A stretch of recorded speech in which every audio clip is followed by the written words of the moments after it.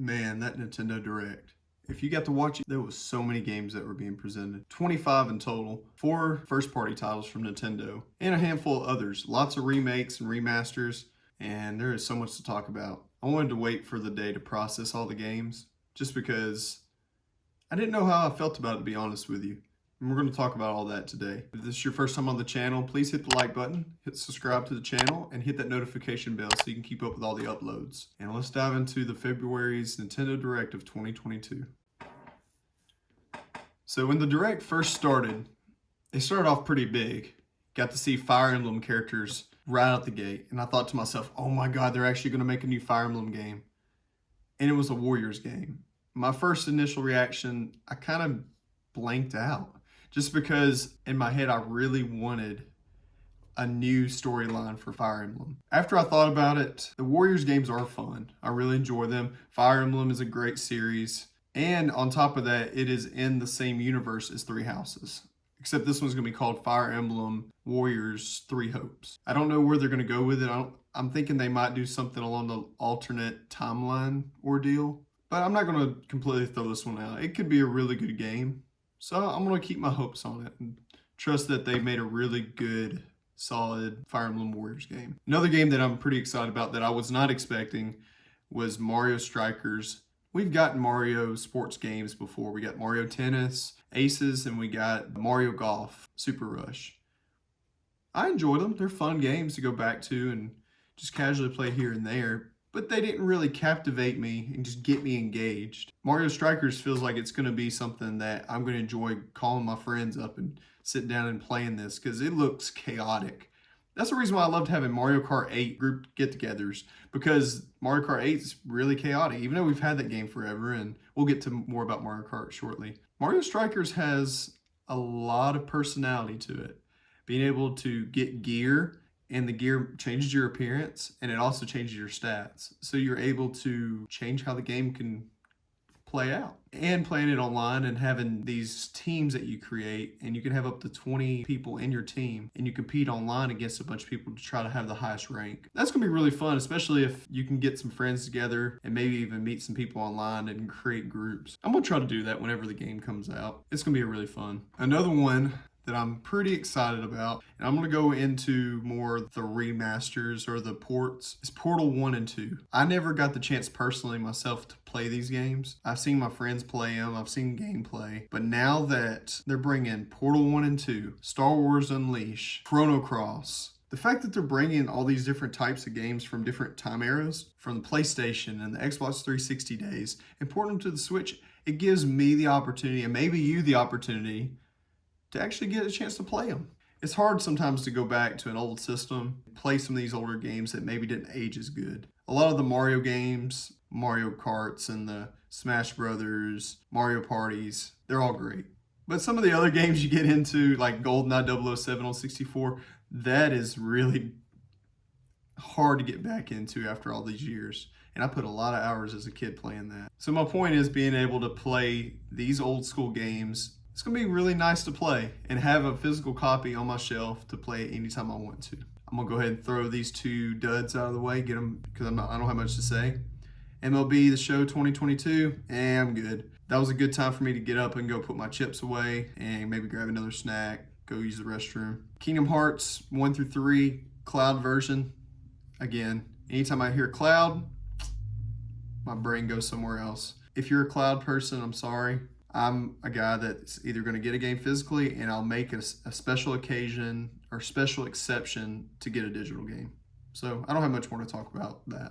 Xenoblade Chronicles 3 was the game that we finished out on for this Nintendo Direct. I'm not the biggest Xenoblade Chronicles fan, only because I haven't really dove deep into the game yet. I've got the first one to start on. I don't have the second one yet. It looked really intriguing to me. I think if you're a fan of the series, you're going to really enjoy this game. You're looking forward to it. You're pumped up. I've seen people online, they are ready to get this game. If I can get 1 and 2 beat, I may consider going to get 3. Personally, right now, that's going to be one I'm waiting on. They did announce with Triangle Strategy that they released a demo for chapters 1 through 3 and whatever you play in that demo will carry on into the game coming out in March. Yes, they did the same thing with Dragon Quest XI. It was nice because I got 10 hours of gameplay in. It got me really pumped up. And when I bought the game and came back home, I was on that for days. Square Enix has got a really good formula with releasing the game as a demo, giving you time to get progress in it, to get you all motivated to, when you get the game, you're going to go right into it. So I'm looking forward to playing Triangle Strategy. Another one I got really excited about, and I don't know if everybody's pumped up about this or not. If you had a Wii, more than likely you had Wii Sports. The rumor was we're going to get a 1-2 Switch sequel, and nobody was happy about it. I made a joke about it in my last video, but instead we got Nintendo Switch Sports, which gives you all the games that came on Wii Sports plus 2 additional ones, and you can play the games online. I love this game. I was really excited when I saw it. All the times that having my family and friends over and playing bowling and all those games, they were so much fun. I'm so excited to get Nintendo Switch Sports. I just like having party game days and stuff like that. One of the games that took me by surprise was a game called Live Alive. It's an RPG that got released in Japan, and for the first time it's coming over to the West, and we're going to have a physical copy to play here. I can always be down for another RPG game. Gameplay looked really cool. Art style was great. Music was great. Straight up everything you would want from an RPG game. Sold. There's more money going out my pocket. Now, Mario Kart 9 is not coming anytime soon.